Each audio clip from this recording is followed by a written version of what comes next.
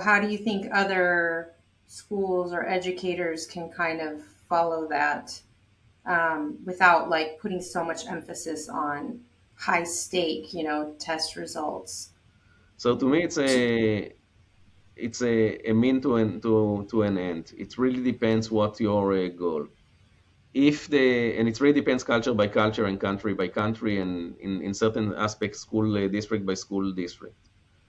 If your motivation is to make sure that kids are going to admit to a good college, you probably need to start from there, because if you're not going to change the goal, it doesn't really matter what you're going to tell the kids. It doesn't really matter what you're going to tell the parents. They are going to do everything in their hand in order to get to that goal. Again, show me the incentive and I show you the outcome.